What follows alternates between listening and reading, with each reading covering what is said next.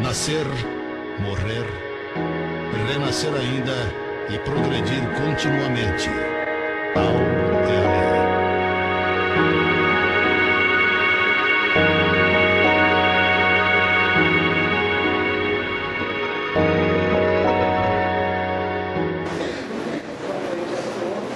Irmãos e irmãs, estamos felizes nesta noite em que nós recebemos a nossa querida Nete, irmã muito querida, filha da Ana Jaici, né, que o Ricardo, presidente da USE, né, trouxe para fazer a palestra na região, na cidade de Araçatuba, e também o Nelson, aqui presente, nos ajudando. Né? Então, boa noite a todos. Que a paz de Jesus possa nos envolver e seu amor infinito nos cubra a todos nós.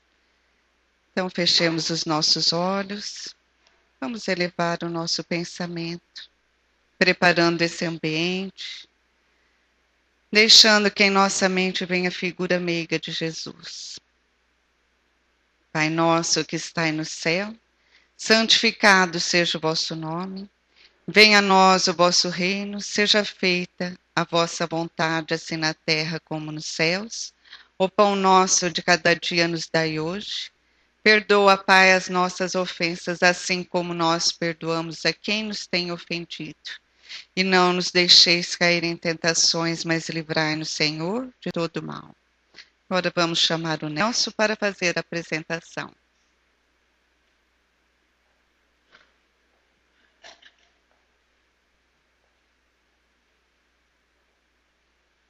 Boa noite a todas e a todos. Nós, da União das Sociedades Espíritas de Araçatuba, estamos felizes com a presença, com a participação da Anete Guimarães na nossa cidade. Eu falo em nome do presidente da União das Sociedades Espíritas, o Ricardo dos Anjos, como todos conhecem por Ricardinho, conhecido por Ricardinho, né? E agradecemos também esta casa, Centro Espírita Francisco de Assis. Agradecemos também a irmã Angélica, né, pela participação do irmã Angélica ontem.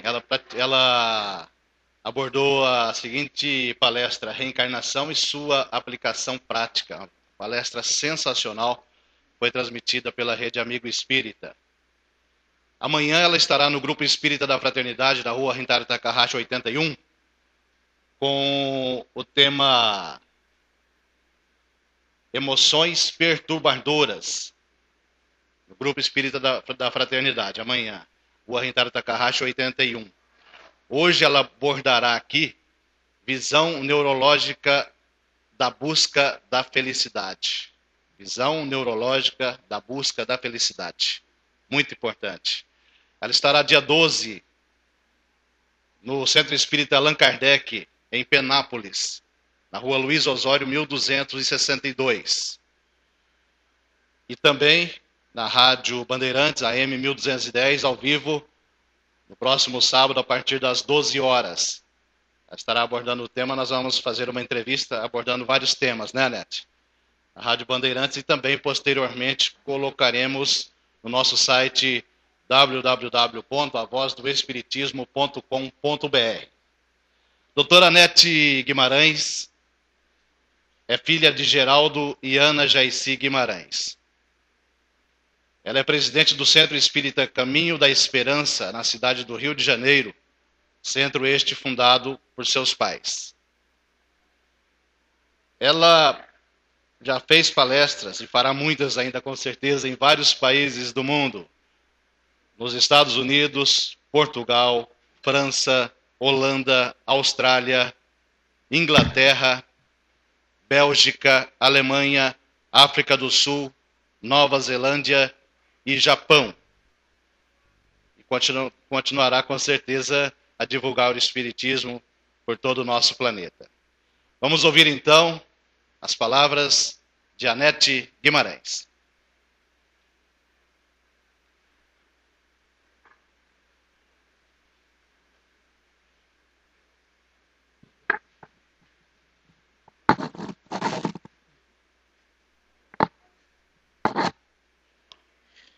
Uma boa noite a todos.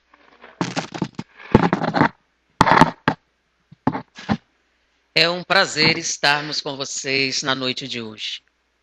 Não se assustem com o tema. Nós podemos dizer que a década de 90 foi considerada a década do cérebro.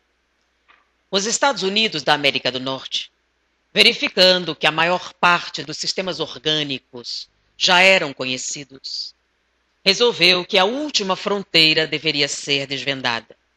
Sabíamos tudo sobre a imunologia, sobre o sistema circulatório, sobre as várias partes do corpo humano, porém o cérebro ainda era um enigma, porque era impossível se estudar o cérebro sem a morte do espécime.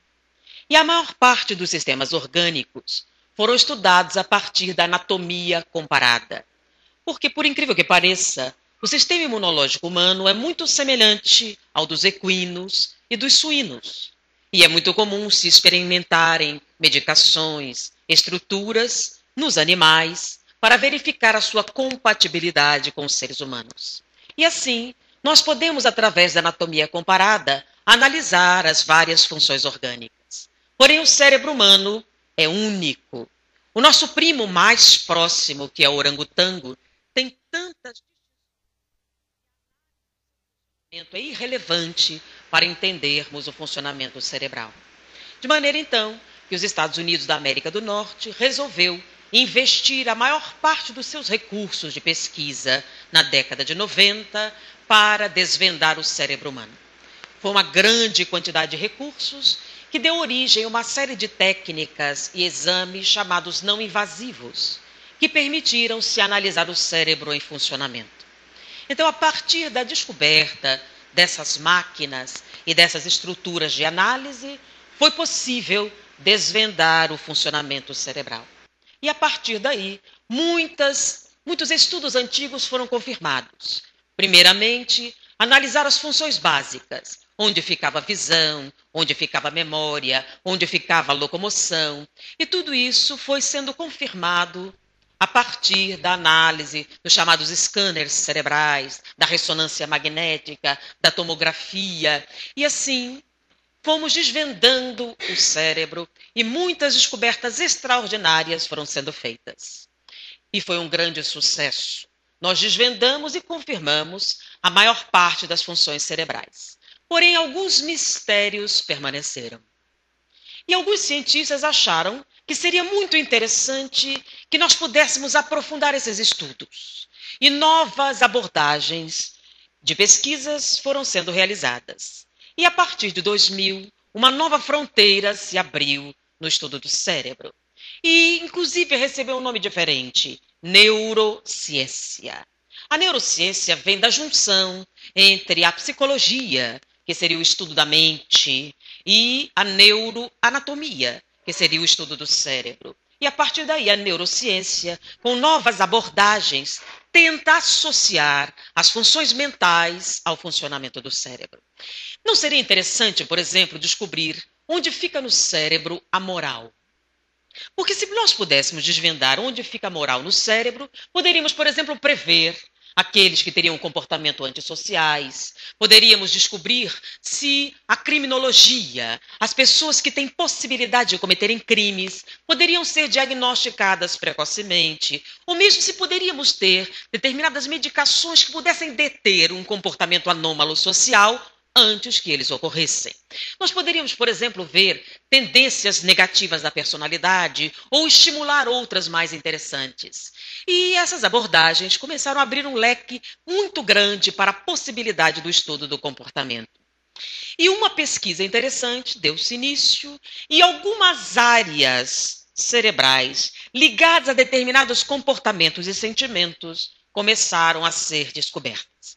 E a mais interessante começou com a descoberta do chamado circuito de Papez, que ficou conhecido vulgarmente como centro do prazer. Então, a primeira descoberta relevante na área da neurociência foi o chamado centro do prazer. Descobriram que esta área cerebral era responsável pelo prazer que o ser humano pode sentir. Por exemplo, comer é um prazer? É uma pergunta, né? É um prazer? Tem certeza? E se eu oferecer um prato de fígado cru, continua sendo um prazer? Logo, comer pode ou não ser um prazer.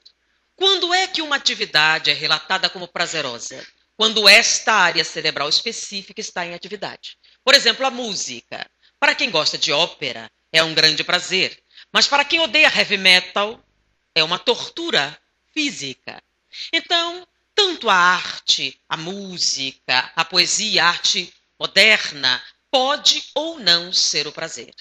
Mas quando é que qualquer atividade humana é relatada como prazerosa? Quando esta área específica entra em atividade. Se esta área não estiver em atividade, o ser humano não identifica a atividade como um prazer. Então, a partir da descoberta do centro do prazer, outras pesquisas foram feitas para tentar identificar outras estruturas cerebrais que fossem responsáveis por experiências psicológicas. E, diante disso, eles identificando a área do prazer, um grupo específico de cientistas resolveu fazer uma experiência interessante.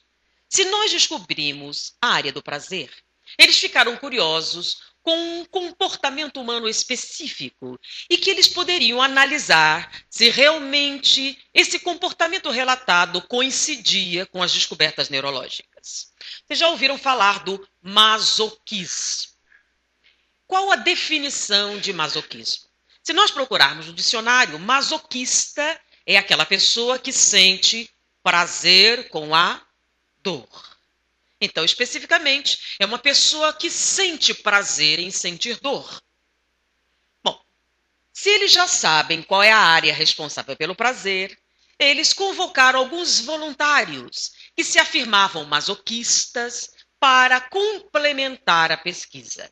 Se eles relatam sentir prazer com a dor, eles iriam, então, usando um scanner cerebral, ver a área em funcionamento, verificar se isso correspondia à exata verdade.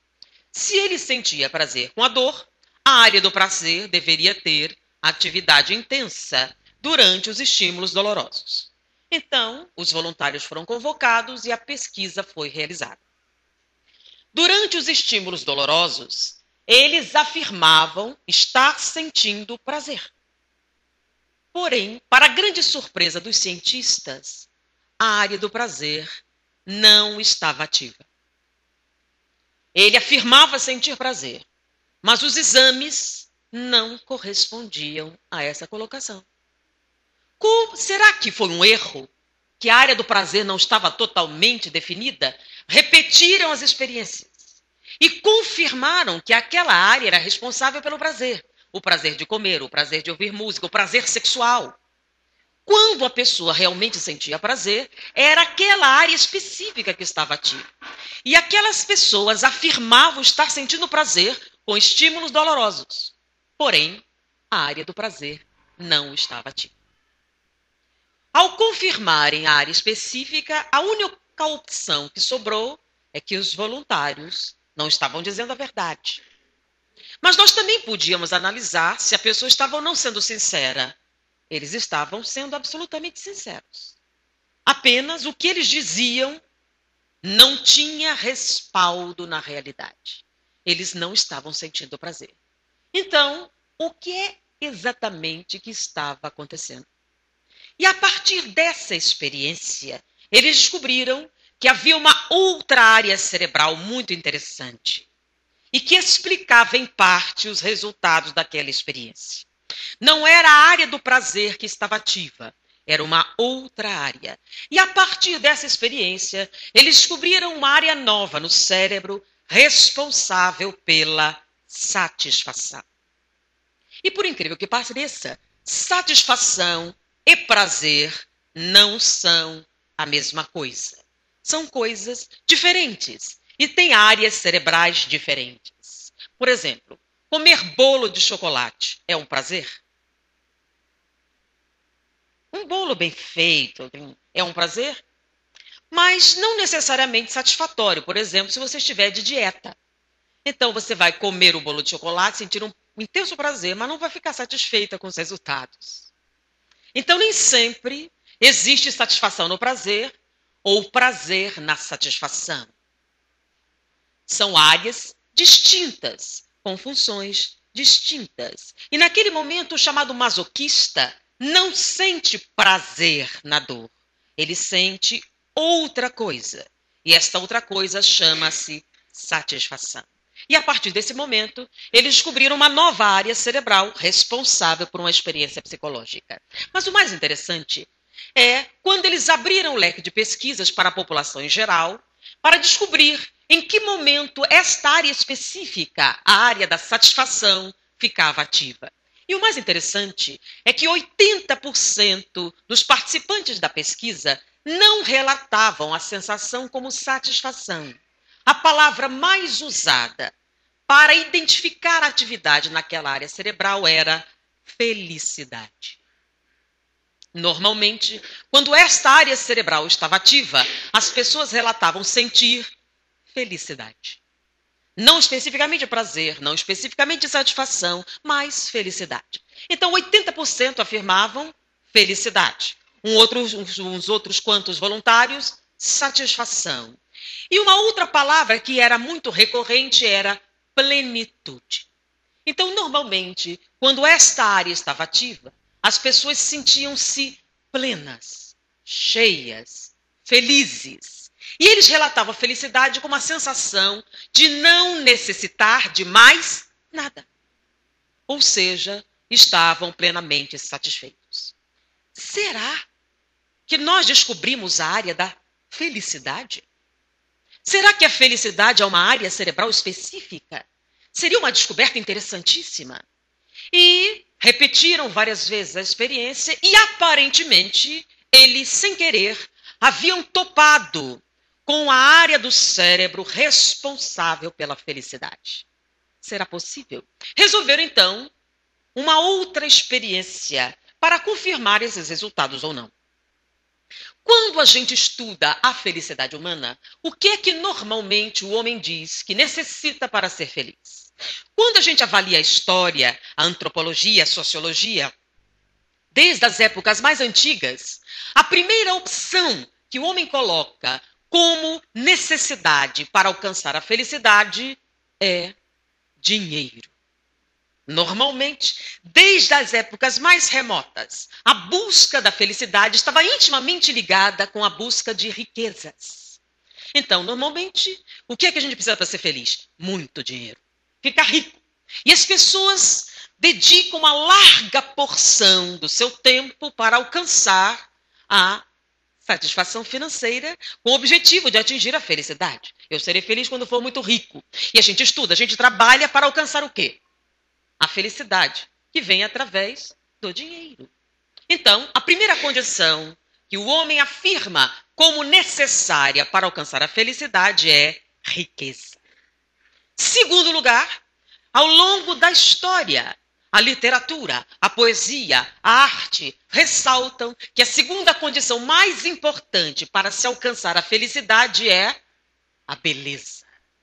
Daí, a grande quantidade de recursos financeiros que a gente gasta para ser mais bonito. Primeiro dinheiro, e com dinheiro a gente gasta na estética. Por incrível que pareça, a indústria mais promissora do mundo é a indústria da beleza. São os cosméticos, as cirurgias plásticas, o emagrecimento, a indústria da perfeição física. Então, da maior parte do dinheiro arrecadado com o trabalho, se gasta para encontrar a beleza. Porque, segundo a sociedade, se você for rico e bonito, quase nada mais você precisa para ser feliz. E em terceiro lugar, se você tem dinheiro e beleza, a terceira condição essencial para a felicidade seria o poder. Dinheiro, beleza e poder são o tripé do sucesso social. É o tripé da felicidade. Se você for rico, bonito e poderoso, você será totalmente feliz. E a luta constante para alcançar esse patamar. Então, se seu cabelo é crespo, você alisa. Se ele é liso, você encrespa e faz plástica. E e tenta, se você alcançou o que você acha que ser a estrutura perfeita, os 15 minutos de fama que correspondem ao poder. Começou agora o Big Brother. Que são os 15 minutos importantíssimos. Porque se você é conhecido, você é alguém. É o poder da fama. Então, o tripé para a felicidade, segundo a literatura, segundo a história, a antropologia e a sociologia, é dinheiro, beleza e poder. Mas agora, a ciência teria um instrumento para medir se isso realmente corresponde à verdade. Porque na contramão dessa colocação, nós temos a religião, nós temos as várias correntes filosóficas que dizem que dinheiro, beleza e poder não trazem felicidade. Mas o povo não acredita. Por isso, nós dedicamos a maior parte da nossa vida a conseguir o quê? Dinheiro, beleza e poder. Até quando vai fazer o vestibular, o que é que dá mais retorno financeiro? E não o que dá mais satisfação emocional. Nós medimos a nossa vida pelo retorno financeiro. E quando não é isso, é o quê? A estética. Ou a busca pelos cargos, pelas posições sociais, pela ascensão na sociedade.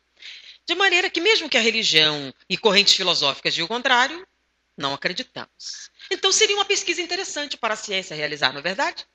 Já que descobriram a área da felicidade, nós poderíamos confirmar se realmente o que traz felicidade ao homem é dinheiro, beleza e poder. E a pesquisa seria muito simples. Se o dinheiro é a principal fonte de felicidade, foi realizada uma experiência muito simples. Eles pegaram alguns voluntários e fizeram a seguinte colocação. Você receberá $10 para submeter a uma pesquisa cerebral. O que é que você vai ter que fazer? Vai se deitar numa cama e vamos escanear o seu cérebro. Demora mais ou menos 40 minutos. E você ganhará $10. O outro voluntário ganhará $100. Um outro, $500. E um outro, $1.000 para se deitar durante 40 minutos para ter o cérebro escaneado. Muito simples. Bom, se o dinheiro é a principal fonte de felicidade, qual dos voluntários estaria mais feliz? $10, $100, $500 ou $1.000? Bom, fizeram a experiência e o resultado foi muito pífio. Foi irrelevante. Havia um certo prazer, mas satisfação real, não. Não havia diferença entre ganhar $1.000 e comer uma fatia de bolo de chocolate. O resultado foi exatamente o mesmo. De repente, era pouco dinheiro. Eles resolveram, então, convocar pessoas que ganharam uma larga importância. Herdeiros. Uma pessoa que ganhou na loteria. Para verificar se a quantidade mais volumosa de dinheiro iria fazer diferença na experiência cerebral. Convocaram, então, os voluntários e não havia nenhuma satisfação significativa. Os resultados ficaram muito aquém do esperado. Olha, na verdade, os resultados foram irrelevantes. De maneira que, na experiência inicial, dinheiro não afetava em nada a área cerebral correspondente à felicidade. Bom, eles raciocinaram. Pode ser um erro de lógica. Na verdade, o dinheiro não traz felicidade. O dinheiro é necessário. Bom, peraí. Como seria a resposta? Se a história sempre disse que o dinheiro era importantíssimo para a felicidade, por que não teve resultados práticos? É simples. Porque não é o dinheiro que traz felicidade, é gastar. Então não é ganhar o dinheiro. É quando você gasta que você alcança a felicidade. E onde é que a gente gasta mais dinheiro? Para ficar bonito. Logo, eles entenderam que o dinheiro não traz felicidade, é um caminho para alcançar a beleza que realmente vai trazer felicidade. Então, eles passaram para a segunda experiência. Se para você ser feliz você precisa ser bonito, eles convocaram um voluntário excepcional, Miss Texas. Então, Miss Texas aceitou participar da experiência. E ela, durante a entrevista, disse que estava totalmente feliz. Ela havia sido eleita Miss Texas. Era a mulher mais linda do Texas. E ela relatava se sentir totalmente satisfeita, porque o sonho dela sempre foi, e ela falando, o meu sonho sempre foi ser a mulher mais linda do mundo. Atualmente eu sou a mulher mais linda do Texas, e eu estou totalmente realizada. Desde pequenininha eu participo de concursos de beleza, e o meu grande sonho é ser linda. Perfeitamente, era a pessoa ideal para participar da experiência. E Miss Texas foi submetida ao scanner cerebral para verificar se a área correspondente à felicidade, à satisfação, teria maior atividade, uma vez que ela era uma das mulheres mais lindas do Texas. Não só não obtiveram resultados, como eles descobriram, a partir daí, uma outra área cerebral. Essas e outras experiências fizeram com que eles descobrissem uma outra área. E uma área análoga à área do prazer. O prazer é aquela sensação agradável que nós temos aquela experiência agradável que temos diante de determinadas sensações. Descobriram que havia uma área cerebral oposta ao prazer. Era a área do sofrimento. Entendam que eles já conheciam a área da dor. Esta era uma área diferente. Era a área do sofrimento. E a área do sofrimento é antagônica à área do prazer. O que é sofrimento? Normalmente, quando aparece a dor, o sofrimento está presente. Mas não é somente os estímulos dolorosos que causam sofrimento. Descobriram que emoções, inclusive lembranças, também promovem o sofrimento. E o sofrimento, assim como o prazer, tem uma característica distinta de outras experiências psicológicas. Por exemplo, quando nós sentimos prazer, nós, além da atividade específica nesta área cerebral, produzimos algumas substâncias específicas que, associadas a chamados neuropeptídeos, se derramam na corrente sanguínea e podem ser medidas a partir da circulação. O prazer não se restringe ao cérebro, ele atinge todas as células orgânicas. Então, a sensação prazerosa também produz determinados neurotransmissores específicos que, unidos a neuropeptídeos, se derramam na corrente sanguínea. Da mesma maneira, o sofrimento também age assim. Quando estamos sofrendo, algumas substâncias químicas cerebrais são produzidas que se associam a neuropeptídeos e se derramam na corrente sanguínea. E a principal substância produzida pelo sofrimento chama-se cortisol. Só que o cortisol tem um efeito específico quando derramado sobre a corrente sanguínea. Quanto maior o nível de cortisol circulante, mais nós temos inibido o nosso sistema imunológico. Ou seja, quanto maior o sofrimento, menos a nossa imunologia funciona. Quando atingimos o nível máximo de cortisol sanguíneo, nós podemos comprometer o nosso sistema imunológico em até 72%.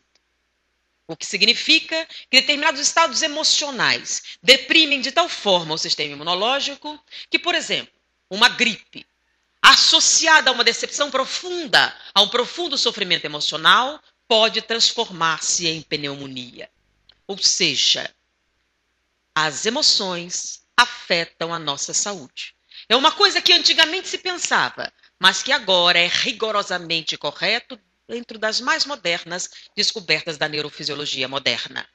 Então, o sofrimento produz cortisol, assim como o prazer produz endorfinas, e eles são antagônicos. E a partir da experiência com Miss Texas, eles ficaram surpresos. Ela afirmava estar totalmente feliz em ser linda. E ela era. Mas não só a área da felicidade não estava ativa, como ela estava em intenso sofrimento. O nível de cortisol na sua corrente sanguínea chegava a 32%, já iniciando uma depressão do sistema nervoso, uma depressão do sistema imunológico. Ou seja, não só ela não estava feliz, como estava sofrendo. Bom, pode ser algo específico. Fizeram entrevistas novamente com ela. Ela afirmava taxativamente que estava plenamente realizada, satisfeita, feliz. Porém, os exames não batiam com as informações que ela estava dando. Não só ela não estava feliz, como estava sofrendo profundamente. Eles abriram a experiência. Modelos famosos, artistas de cinema, as pessoas consideradas as mais lindas da sociedade passaram pelo scanner cerebral. E nenhuma única apresentou atividade intensa na área da felicidade. E todas, sem exceção, estavam sofrendo. O que é que estava acontecendo exatamente? E eles levantaram uma questão, né?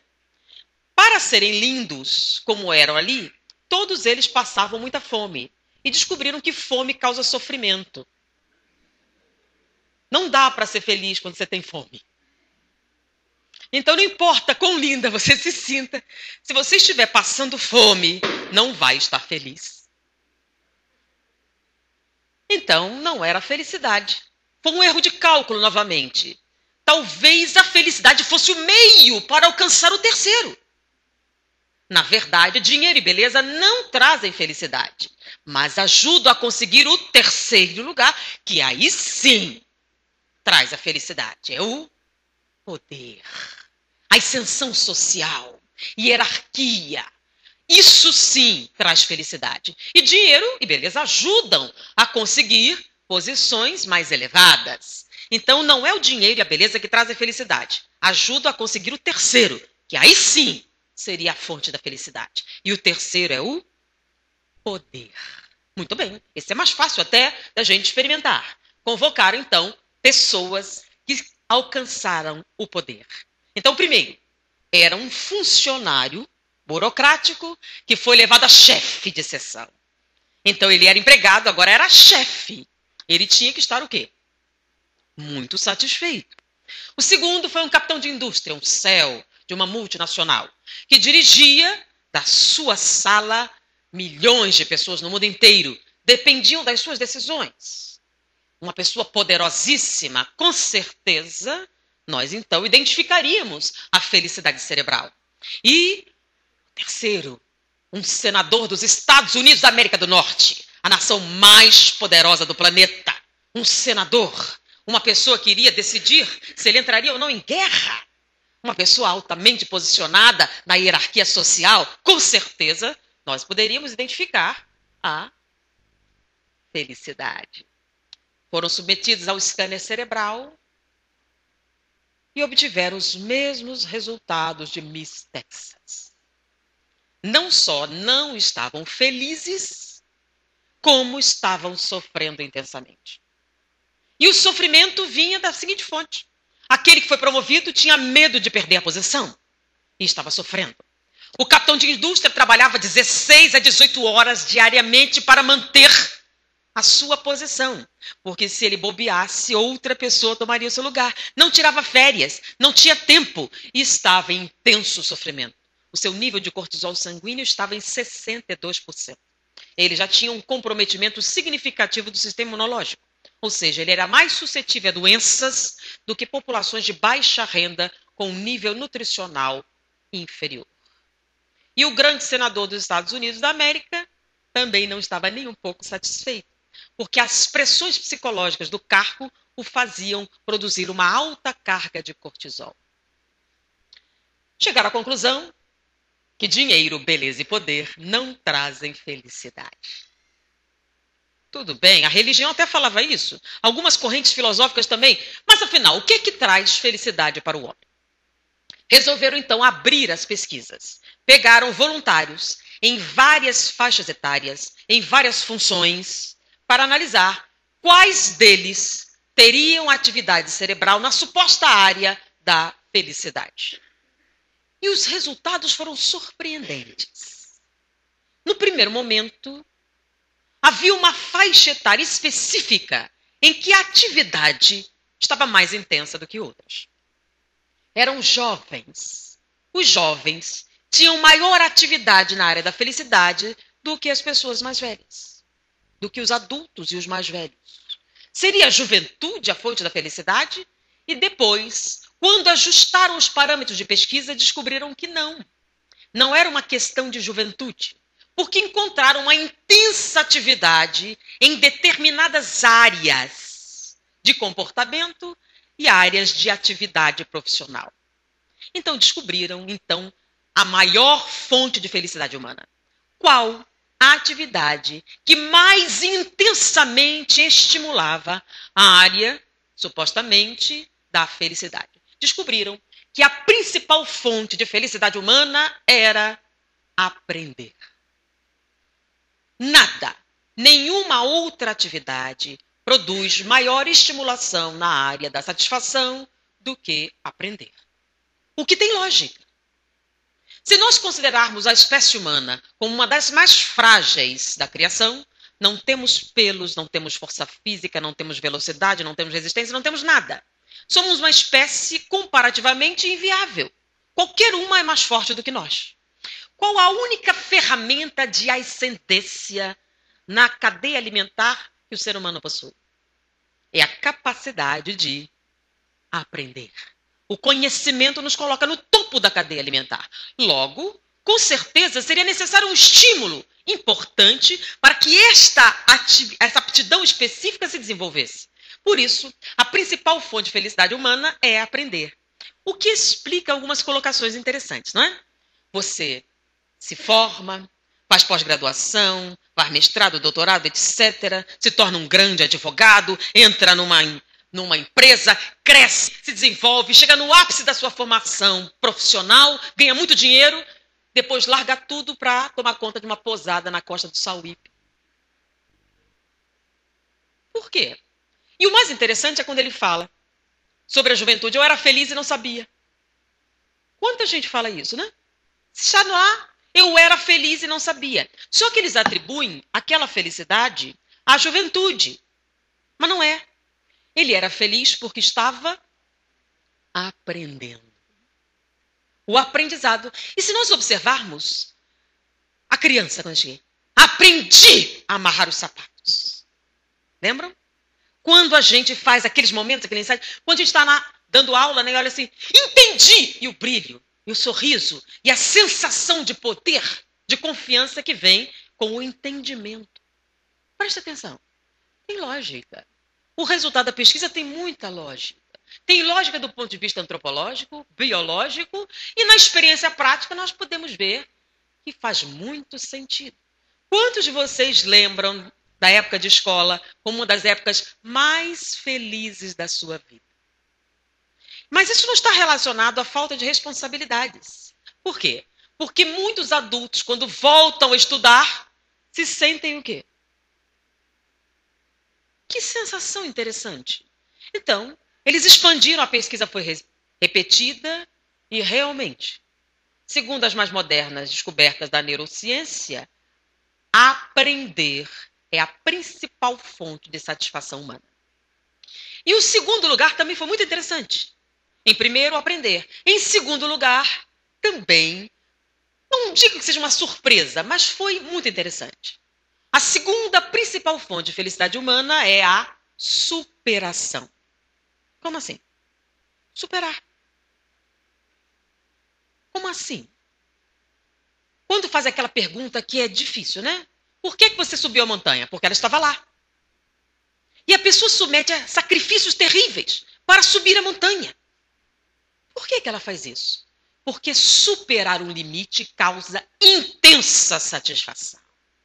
Derrama-se na corrente sanguínea endorfinas e encefalinas. A sensação é tão intensa que produz prazer, que está próximo à satisfação. Então, superar um limite causa intensa satisfação. O que explica por que os seres humanos são loucos por esportes. Futebol, corrida de automóvel. Tivemos as Olimpíadas, né? A pessoa trabalha 16 horas por dia para ganhar 1 milésimo de segundo.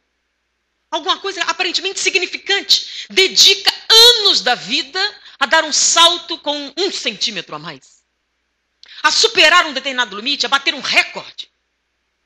E por que os seres humanos são apaixonados pelas competições esportivas? Né? Um jogo de futebol, e não só o jogo na hora que acontece, a reprise, o comentário da reprise.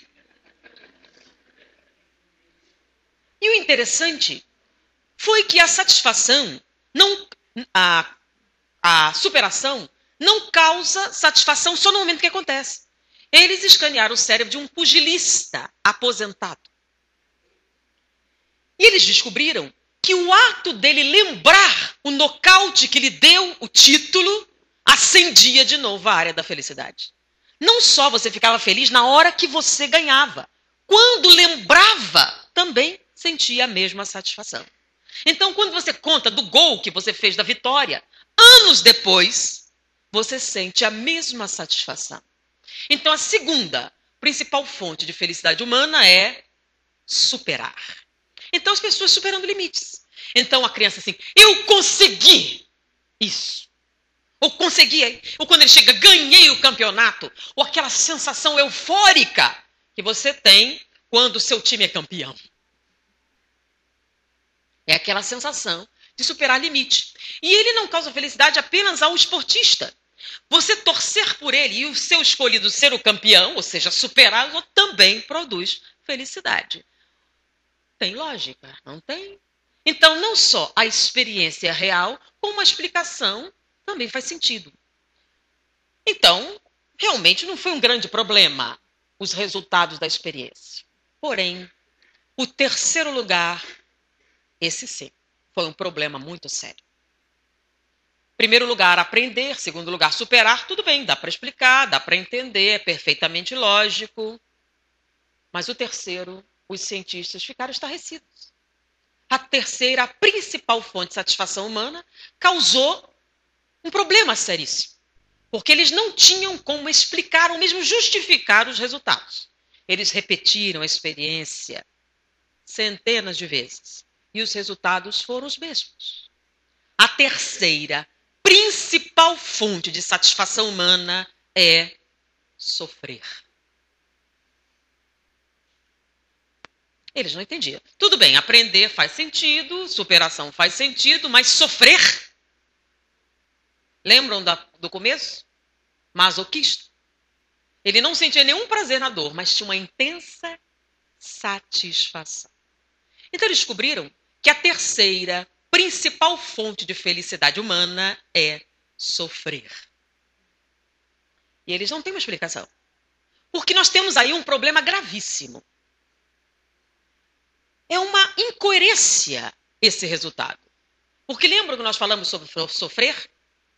O sofrer produz cortisol.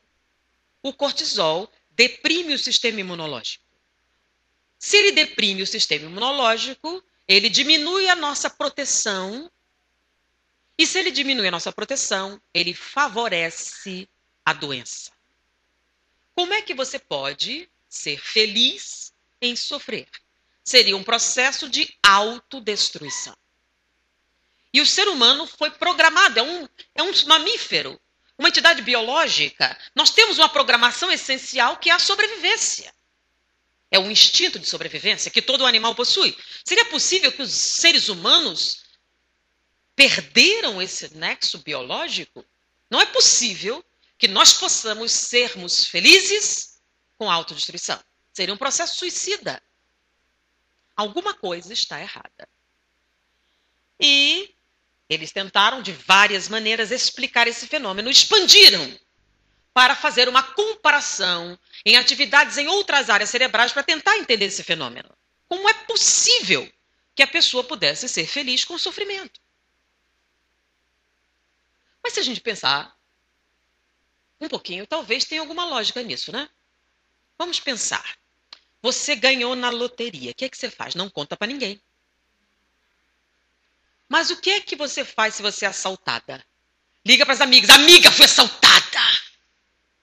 Faz uma reunião, faz uma festa para contar como foi o assalto. E cada vez que conta, aquela sensação eufórica. Foi horrível. O assaltante apontou uma arma para mim. E conta com uma volúpia, não é não? Olha que coisa interessante. Você está numa festa e alguém começa assim. Fiz uma operação de vesícula que demorou 1 hora. A minha demorou 3. É ou não é? O meu marido é um problema. O meu é pior. E você sempre tem uma desgraça maior para contar, não é? E conta com uma satisfação. Eu tenho um problema de coluna horrível. Não posso. Aí a outra conta também, porque é na cervical. E é uma competição para quem sofre mais.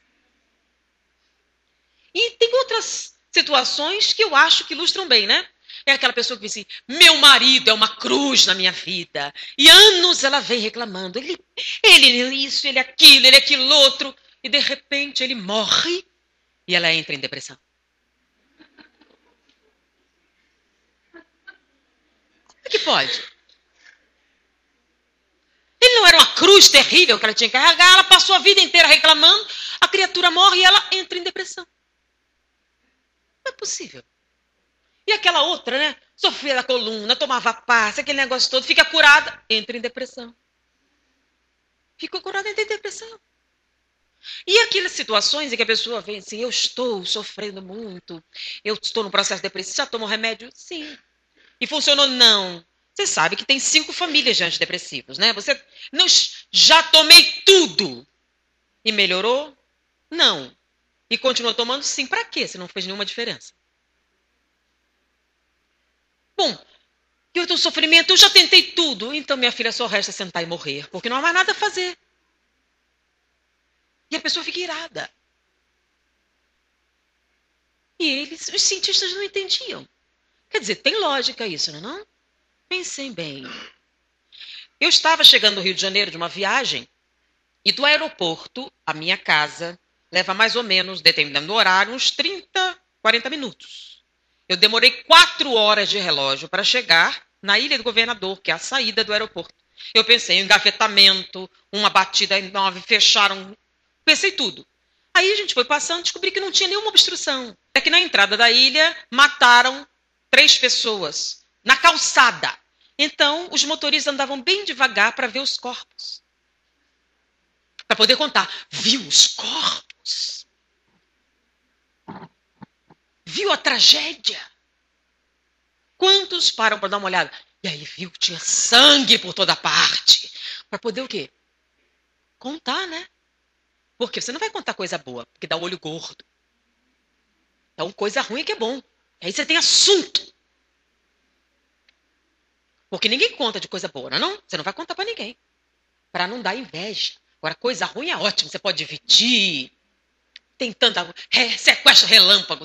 Fiz uma festa para contar a culminância da festa era contar o sequestro relâmpago. Foi todo mundo conte. E ela gostava de contar em partes, né? Para ir aumentando.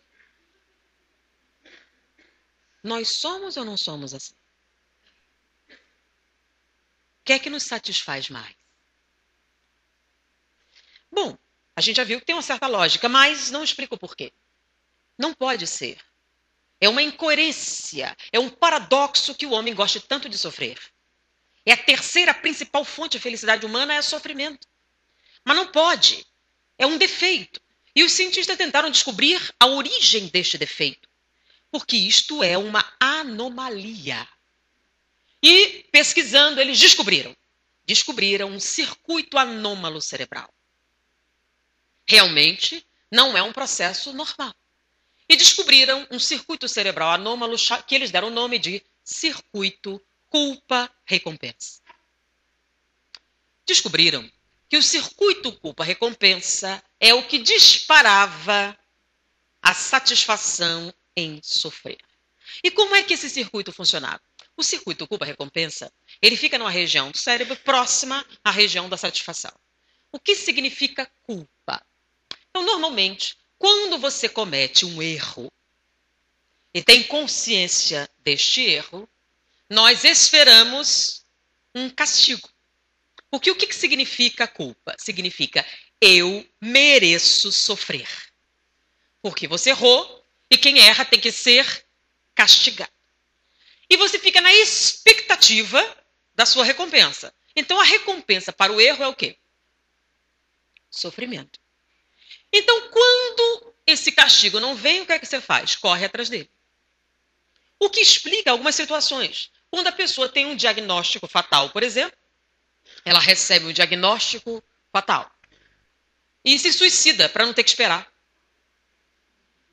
O índice de suicídios para aqueles que recebem um diagnóstico negativo é muito alto. Eles têm tanto medo de morrer que se suicida antes para não ter que esperar. Então, a expectativa do sofrimento causa tal nível de ansiedade que a pessoa passa a correr atrás do sofrimento para aliviar a culpa. Então, culpa significa eu mereço sofrer. Mas peraí, isso não tem lógica. Realmente. É aí que entra o circuito anômalo cerebral. Por quê? Para o circuito culpa-recompensa funcionar, você vai ter que obstruir o lobo frontal. O lobo frontal é a nossa área cognitiva. É aquela que nos permite os trabalhos intelectuais, matemática, estudo, construções. É aquele que concentra os circuitos lógicos da mente. Então, o que o circuito culpa-recompensa faz? Quando o circuito culpa-recompensa está ativo, ele bloqueia os circuitos lógicos cerebrais. Ou seja, não tem nenhuma lógica em ser feliz e sofrer. Então, toda pessoa que está dentro do circuito culpa-recompensa não raciocina. Não adianta você falar, ela não raciocina. Ela faz isso justamente porque não. Se raciocinasse, o que ela fazia? Parava. Mas peraí, acho que você não tem razão. Não é possível que seja assim. Será? Vamos lá. O que você está fazendo te leva onde você quer chegar? É uma pergunta simples. Então vamos facilitar mais, né? Vamos fazer uma pergunta de lógica simples e básica, para a gente testar se essa teoria tem ou não tem coerência. Vamos lá. Eu dou para vocês um pino quadrado e dou para vocês um buraco redondo. Quantas tentativas vocês precisam para ver que pino quadrado não encaixa em buraco redondo? Nenhuma? Tem certeza? Só de olhar dá para ver. É lógico, né? É uma pergunta ridícula, não tem nenhuma função. É óbvio, só de olhar vai ver. Peraí, isso aqui não encaixa. Não é isso? Todo mundo concorda? Ok. Então, vocês têm toda a razão. É fácil, você olha assim, gente, é óbvio que não encaixa. Qualquer pessoa com o mínimo de capacidade intelectual vai ver que não encaixa, não é isso? Ok. Mesma situação, outra estrutura. Há 10 anos eu grito para este homem não largar a toalha molhada na cama e ele faz. Peraí, 10 anos você repete a mesma atividade que não funciona e acha normal? 10 anos você faz a mesma coisa que não funciona. Vocês não acham isso estranho? Faz 10 anos você tenta encaixar um pino quadrado num buraco redondo e não notou. Nada estranho nisso. Por quê? No primeiro ano já para notar que esse método não funciona? Não podia ter tentado outra coisa? Tem lógica isso? Não. Por que não? Porque nós sentimos intensa satisfação em sofrer, né? Eu me acabo por essas pessoas. E aí ela conta. Né? Ninguém me dá valor. E curte. Se dela, entra em depressão. Né? Porque a felicidade está justamente em quê? Em não ser apreciado. Então, sofrimento. Meus filhos não me dão valor. E você fica aquilo e em nenhum momento trabalha para que isso mude. Eu dei sopa aos pobres até estourar minhas costas. Olha, estou com uma hérnia de disco aqui de tanto levantar sopa. Vem cá, Deus sente alguma satisfação com isso? Sente? Bom, qual a satisfação que Deus tem que a gente fique paraplégico numa cama? O que ele ganha? Para ele é mais negócio você ficar em pé e trabalhar. Então é um processo totalmente alto. Então, quando você está nesse processo, você não pensa, não. Então a coisa do pino é fácil, mas na sua vida pessoal, quantas vezes você entra em comportamentos compulsivos, autodestrutivos e permanece neles? E por que eu faço isso? Porque não pensa. Se pensasse, não fazia. Circuito lógico. É realmente um circuito anômalo cerebral. Circuito culpa-recompensa. Mas não é possível? Sim, vamos pensar. A atitude que você tem na sua vida leva você onde você quer chegar? Não? Por que continua fazendo? É uma pergunta super simples. Por que você continua fazendo isso? Gritar resolve seu problema? Não. Por que continua? Não é óbvio? Qual a diferença entre essa situação e o pino quadrado? Tem alguma diferença? Não, nenhuma diferença. A situação é exatamente a mesma. Então, você vai para entrar pela porta e bate aqui na parede, aí bate na outra. Nunca acerta a porta. E você faz isso nos seus relacionamentos. É muito assim, é esse marido. Você troca e casa com o mesmo. Né? Termina com um e casa com outro igual. Igual. É o marido o problema? Ou a esposa? Aí é o país. Você troca de país e vive a mesma vida. Onde é que está o problema? Será? Mas será possível? Então vamos ver uma situação, né? A mulher sempre sonha em se casar, não é não? Sonho dourado das mulheres é se casar, né? Então imagina a seguinte situação. Um homem lindo, alto, forte, rico, chega para você, eu te amo, quer casar comigo? Qual é o seu primeiro pensamento? É muita areia pro meu caminhão, aí tem coisa. Circuito culpa-recompensa. Porque seu primeiro pensamento é o quê? Não é possível. Por quê? Porque no fundo, o que é que está por trás desse pensamento, desse sentimento? Eu não mereço ser feliz. Então, se uma coisa boa acontecer, e digamos que você não é besta, você casa, né? E você passa a vida infernizando o cara para provar que você tinha razão. Até o dia que eu vou me embora. Não falei, sabia que tinha coisa. E a culpa é do cara. É. Você fica testando. Alguém chega assim, ninguém me ama, ninguém me quer. Não será que porque você é chata? É uma coisa simples de verificar. Uma pessoa muito chata atrai ou repele as pessoas? Porque é óbvio. É óbvio para todo mundo, menos para a pessoa. Por quê? Circuito culpa-recompensa. Você está presa no circuito culpa-recompensa. O que realmente te felicita é sofrer. E se você não estiver sofrendo, você corre atrás do sofrimento. Então, são os relacionamentos autodestrutivos. Nosso professor de psiquiatria era também diretor do Instituto Médico Legal. E era comum ele levar alguns alunos para fazer perícia, né? E uma vez nós estávamos lá com um grupo, quando chegou uma jovem que havia sido espancada pelo marido. Ela havia sido brutalmente espancada, foi fazer um exame corpo de delito para ter uma medida cautelar com o juiz. Então, fizemos o laudo, tudo direitinho, ela foi e obteve a separação judicial. 3 meses depois, ela volta. Ela havia arrumado um namorado e o namorado bateu nela. E ela foi atrás de uma medida cautelar, tal, fez o exame, foi embora. Um tempo depois ela volta, ela arrumou outro namorado, o namorado bateu nela. A pergunta é, ela gosta de apanhar? É a primeira coisa que as pessoas pensam, né? Não, tanto não gosta que terminou 3 relacionamentos por causa da violência doméstica, não é? Se ela gostasse, ficava com o primeiro, pelo menos casou com ela. Bom, todo homem bate em mulher? Ela é muito azarada? Qual é o problema dessa jovem? É que se ela entrar numa sala com 100 homens, de quem ela vai se aproximar? Daquele que tem o perfil que ela acha que merece. O nome disso é circuito culpa-recompensa. Só que quem está falando isso não é mais psicólogo, não é mais estrutura filosófica. Quem está falando isso são neurologistas, totalmente materialistas. Eles estão falando isso a partir de uma pesquisa de laboratório. Nós somos autodestrutivos. Nós corremos atrás do sofrimento, tanto emocional como físico. Então a pessoa é diabética, sabe que se sair da dieta vai ter uma gangrena. Vocês sabiam que 80% do diabetes tem gangrena? Por quê? Porque diabetes dá gangrena? Não, porque sair da dieta dá gangrena. A cirurgia bariátrica, aquela que faz para diminuir o estômago nos obesos. Você sabe que hoje em dia, para você conseguir uma cirurgia dessa, você tem que ter o parecer de 3 psiquiatras. Senão o plano de saúde não cobre. Sabe por quê?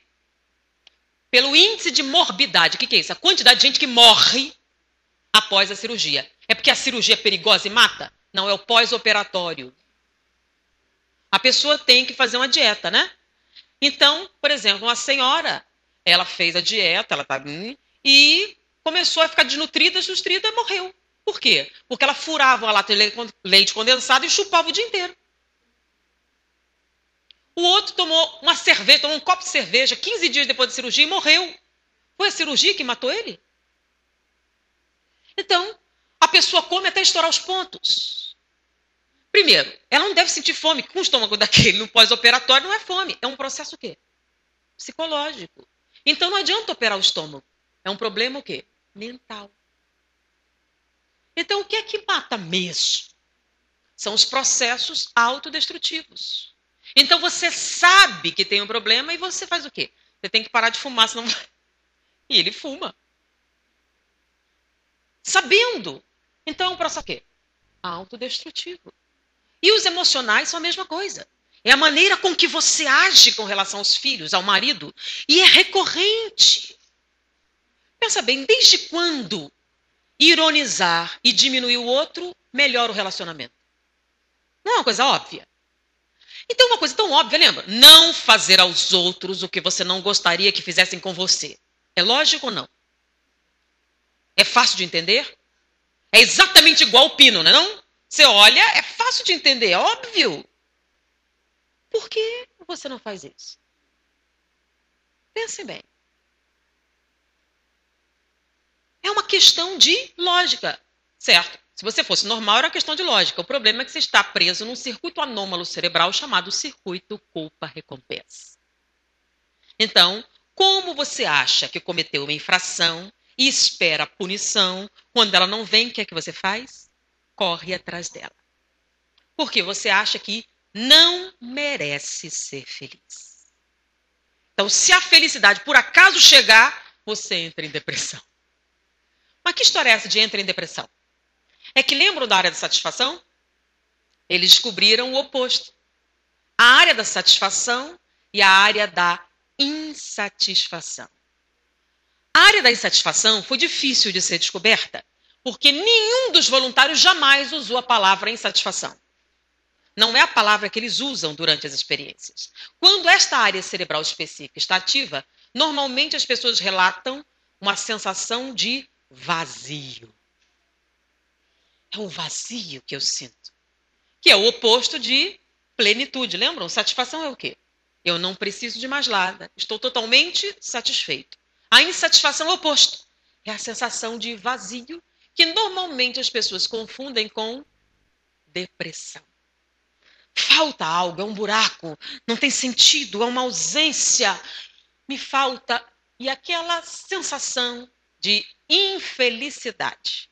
Como hoje em dia ninguém fica infeliz, diz que está em depressão, né? Com a esperança de que tomando remédio resolve. O problema é que o remédio é para a depressão e não para a infelicidade. Não existe remédio para infelicidade. Depressão é um problema químico cerebral. Você toma um remédio e melhora. Infelicidade é um processo psicológico, não é uma doença. Então não adianta tomar remédio, você continua infeliz. Mas, se é um circuito anômalo cerebral, qual seria a solução? Como resolver isso? É simples.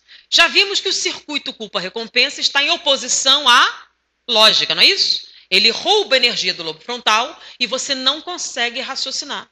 Então, quando você está no circuito culpa-recompensa, você não raciocina. Você repete aquele comportamento obsessivamente e não raciocina. Então, qual seria a solução? Para pensar. Ah, mas isso é meio óbvio. É. Vocês já ouviram falar dos alcoólatras anônimos? É a instituição de maior sucesso no mundo. Nenhuma instituição tem tanto sucesso quanto os alcoólatras anônimos. E a estrutura dos alcoólatras anônimos é os 12 passos. Já ouviu os 12 passos? Então, sabem qual é o primeiro? Primeiro passo? Primeiro passo. Admitir que tem um problema. Porque se você não admitir que tem um problema, vai resolver o quê? Mas não é só dos alcoólatras anônimos, de psicoterapia também, né? A gente não pode obrigar ninguém a fazer psicoterapia, pode? Não. Porque o primeiro passo da psicoterapia é o quê? Admitir que tem um problema. Então, no momento em que você vai procurar um terapeuta, você fez o quê? Admitiu que tem um problema e está indo procurar ajuda. Vocês sabiam que isso é 40% do tratamento? Por isso você não pode obrigar a pessoa a ir, que não adianta. Então, você se dispor à busca da ajuda, já coloca o quê? Por isso a pessoa deve vir ao centro espírita tomar passe. Isso já faz o quê? Predispõe ela a receber, para sair do circuito culpa-recompensa. Não adianta, não há nada a fazer, nem é aquela felicidade em sofrer. Né?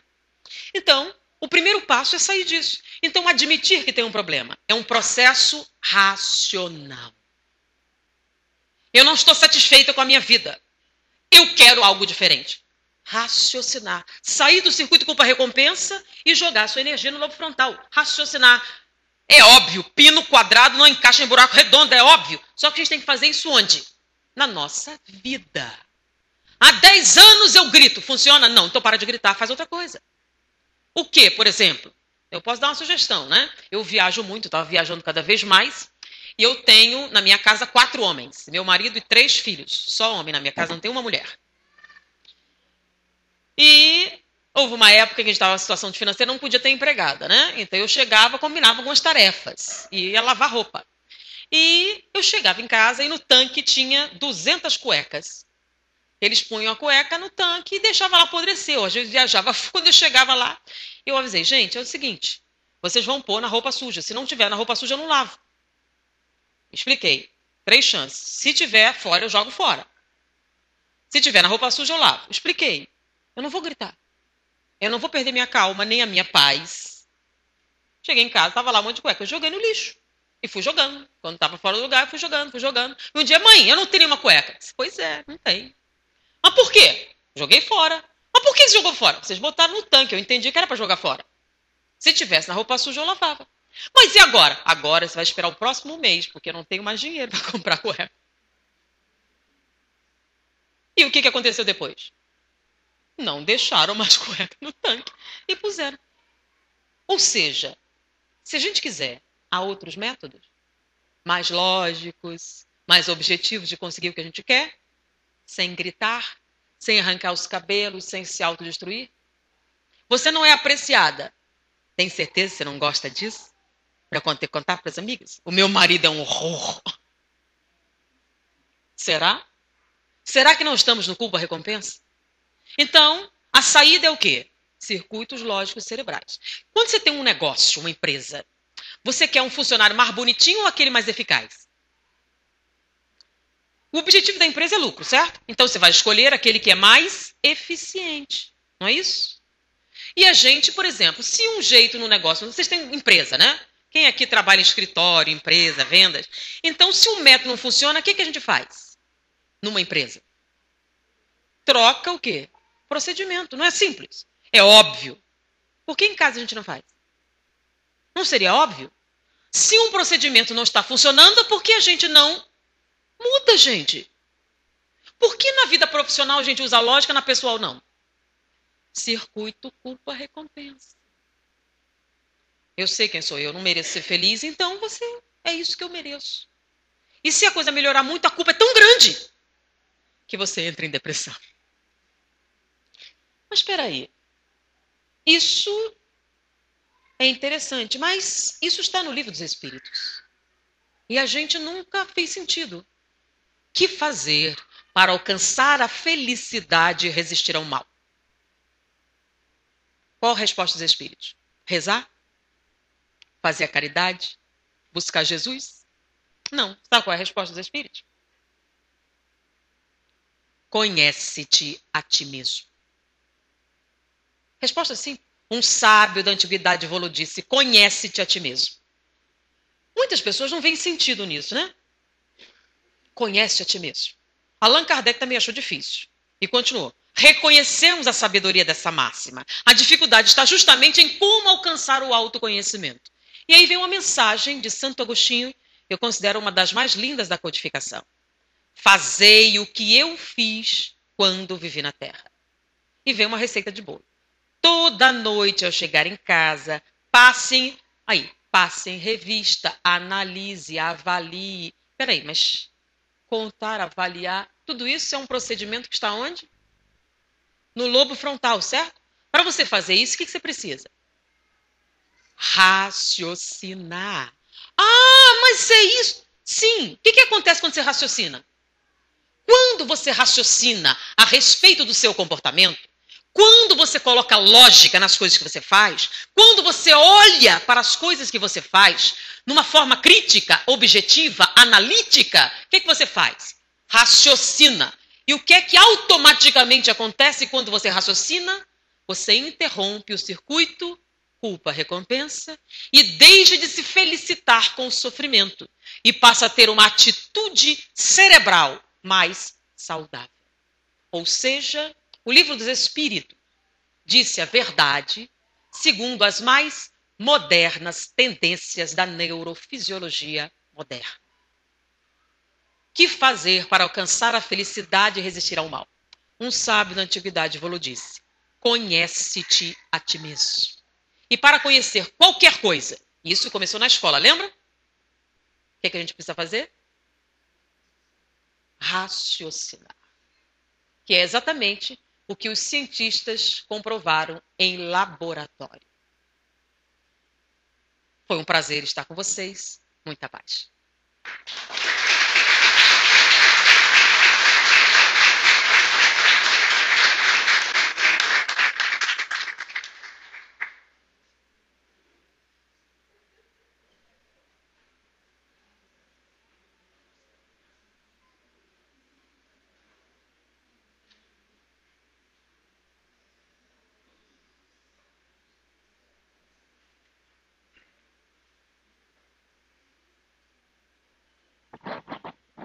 Palestra maravilhosa, hein?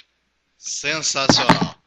Tem mais amanhã, tá? No Grupo Espírita da Fraternidade, Rua Rintaro Takahashi, número 81. E a NET está com CDs ali fora, tá? Quem quiser adquiri-los, é só procurar ali na porta os CDs da Anete Guimarães. Eu acho que não disse no início, ela é médica, né? Deu para perceber, né? Ela é médica, tá? E estará conosco sábado às 12 horas, na Rádio Bandeirantes, AM 1210, a partir das 12 horas. E esta mesma entrevista nós também filmaremos para colocar no site avozdoespiritismo.com.br.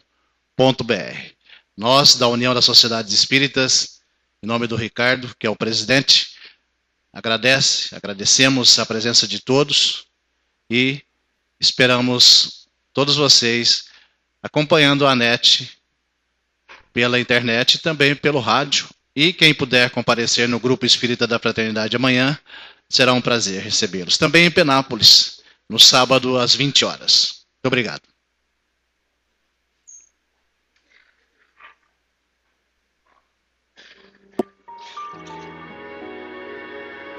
Nascer, morrer, renascer ainda e progredir continuamente.